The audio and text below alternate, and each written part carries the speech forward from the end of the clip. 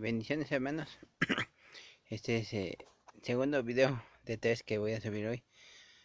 Este va a ser creo que un poco más corto que el otro. Y se trata de la luz y la sal. Vamos a empezar por la sal. La sal es un eh, proceso que se lleva desde el agua del mar hasta que se seca y se saca la sal. Después se refina porque esa sal queda como en grano, más gordita, ¿no? Entonces después la pasan por molinos y queda ya la sal fina, ¿no? La de mesa que conocemos. ¿Para qué sirve esta sal? Muchos piensan médicamente, algunos médicos, porque no todos piensan que la sal hace daño, porque te sube la presión o te produce algunas otras anomalías corporales, y otros médicos dicen que eso es mentira. Eh, pero ¿para qué tú utilizas la sal? Para darle sabor a las cosas, aumenta el sabor, aumenta ese, por ejemplo, sin el pescado por eso tiene un sabor muy fuerte, porque está en el agua del mar. El pescado de agua dulce no tiene un sabor más profundo, no tiene un sabor a sal, es más delicado, como el salmón, por ejemplo, que es de agua dulce. Entonces la sal sirve para aumentar ese sabor. Ujú. Y también sirve para condimentar. ¿Qué es condimentar? Es poner algo extra al sabor del alimento. Ujú. Y en algunos otros casos sirve para aumentar. Si ustedes, por ejemplo, comen algo, digamos, piden un caldo de pollo, por ejemplo, una crema de espinaca y le falta sal, ustedes se van a dar cuenta porque el sabor o sea, el sabor es diferente. Le echas sal y cambia su sabor completamente. Al contrario del azúcar, la sal obviamente sala. Cosas es para cosas saladas, ¿no? No le vas a echar a un pasta de sal, como tampoco le vas a echar a un caldo de res azúcar. Bueno, en la antigüedad de ahí viene el salario, ¿no? El salario viene porque se pagaba con sal, porque antes era muy raro, muy extraño tener sal refinada o sal, porque tenías que ir al mar a recolectarla. Era un proceso muy complejo, no complicado, complejo. Y se pagaba con sal, por eso viene el salario, ¿no? En estos días. Después de todo esto, eh, eh, también se usaba para preservar, para preservar los alimentos. Antes no había refrigeradores, no había hielo. Entonces lo que hacían era salarla, que como se sala la carne, se pone el bistec o la carne que se quiera salar o secar, se pone en al sol, se pone el sol, le echas la sal y la sal lo que hace es drenar el agua, la humedad de la carne y se va secando, pero hace que los nutrientes queden en la carne. Entonces, ¿qué hacían? Pues ya hagan de cuenta que lo que hacía es deshidratar. Un doctor que conocemos, mi esposa y yo, nos dijo que el agua que tomamos, aunque diga que es purificada y pura y de manantial y de la que tú quieras, y la marca que tú quieras, es un agua tratada.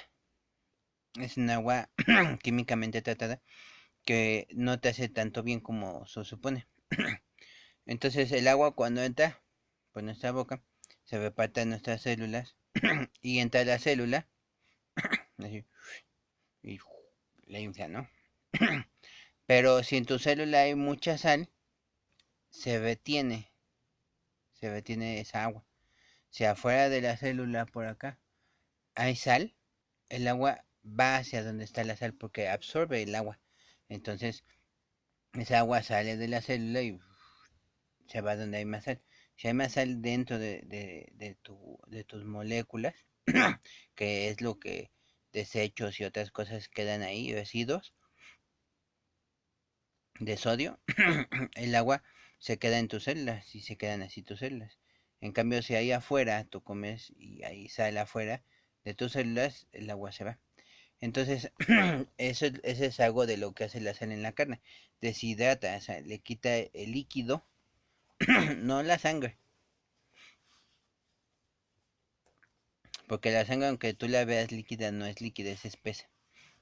Entonces, le quita lo líquido a la carne para secarla. De una manera en que conserve todos sus nutrientes. Y después, pues ya nada más la ponían en vino, o la ponían en vinagre, o la ponían en agua para hidratarla y cocinarla, la carne. Y así se conservaba mucho tiempo con la sal. Entonces, Dios Jesús nos dice, ustedes son la sal del mundo. Y con esos ejemplos que les doy, lo podemos entender de varias formas, ¿no? Una de ellas es que conservamos la palabra, conservamos la verdad. Quitamos eso, esa agua vieja, ¿no? Ese vino viejo para que entre el vino nuevo. Y otra forma es que le damos el condimento, o sea, le damos eso que falta en el mundo, que no tiene, se lo damos nosotros, a través del Evangelio, obviamente, a través del Espíritu Santo. Y otra es que le damos sazón, ese gozo, esa paz, te la das al mundo y se sienten así como extraños, ¿no? Así como, oye, ¿usted qué le pasa? Que todo el tiempo está riendo y todo el tiempo está feliz. Aunque tenga problemas, aunque estemos angustiados, estamos felices, estamos gozosos. Entonces, esa es por una parte, ¿no? Eh, y la última parte, ¿no? Porque dicen, si la sal deja de servir, es pisoteada. Entonces, si tú conservas la palabra, la verdad, ¿qué quiere decir eso si la sal deja de servir? Entonces, si tú dejas la verdad, dejas el camino, dejas a Dios, a Jesús, no sirves. Y entonces te pisotean los demonios, vienen a ti y te dicen, por aquí paso y por aquí, porque algunos hermanos y hermanas dicen que abrimos puertas, ¿no? Que sí se abren puertas, abrimos puertas. En otras ocasiones somos nosotros mismos los que abrimos puertas, en otras ocasiones son personas que nos atacan espiritualmente con hechicerías y brujerías. Pero bueno, esa es la sal. Y la luz, dice, ustedes son la luz de este mundo. Son como una ciudad encendida en la colina, o como un almud, un candelabro, una lámpara de aceite, que no se puede colocar abajo de un mueble porque es para alumbrar. Todo esto nos refiere a tres cosas muy importantes. En el principio, Dios hizo, Dios separó la luz de la oscuridad. Qué interesante, ¿no? Esto, Dios separó la luz de la oscuridad. Y a la luz le dio nombre de día y a la oscuridad de noche. Y te puede dar, ¿no? Mientras que es de día, mientras que hay luz, se puede trabajar. Pero en cuanto venga la noche, la oscuridad, ya no habrá. Entonces, eh, es lo que nos dice Génesis, por ejemplo, ¿no? Él separó la luz y la oscuridad, la llamó día y noche. Lo que decía, una ciudad en una, supongan, un faro, es una luz que alumbra para los que los barcos vean y no se estrellen. Nosotros podemos ser esa, primeramente, esa ciudad encendida. Porque si ustedes ahora que viven vivimos en la ciudad, pues se ve, ¿no? Así un montonal de focos prendidos, ¿no? Pero si tú te vas a provincia en tu país, al campo, vas a ver que se ve, o cuando pasas por carretera en de noche, que se ve hacia lo lejos una construcción y apenas una lucecita se ve, pero se ve, porque tú la alcanzas a ver. Eso es a lo que se refería nuestro Señor Jesús cuando dice, es una ciudad arriba de una colina, donde se puede ver como un faro, que no es que nosotros guiemos ni que nosotros seamos la luz, no. Somos parte de esa luz de Cristo, de Jesús. Entonces, o de Yeshua. Entonces, esa luz, por más oscuro que haya, por más oscuridad, y lo puedes ver como te dije en las carreteras, en todos esos lados, que está oscuro, oscuro, oscuro, pero hay una luz que te da esperanzas, que hay algo ahí. Entonces, seamos primeramente esa sal que lleve el Evangelio, no con nuestras palabras, sino con las palabras del Espíritu, y seamos esa luz que vean los demás y que se llenen de esperanzas de que aunque esté oscuro, de aunque muchos dicen parece boca de lobo y otros dicen peores, pero hay una luz al final de esa gran oscuridad que es la luz de Cristo en nosotros. Como les dije, el faro, sin ese foco, pues no sirve. Esa ciudad, si no encienden las luces, no sirve de nada. Y eh, esa lámpara, si no la prendes, no alumbra.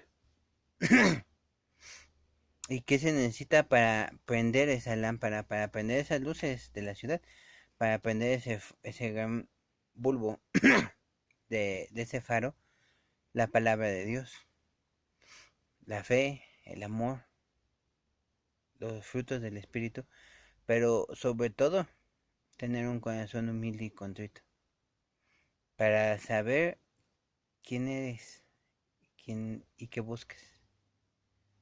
Así que hermanos, los invito a hacer sal, a dar ese sazón, ese sabor, esa alegría, ese gozo y esa esperanza, y hacer esa luz en al último del túnel, en esa gran oscuridad.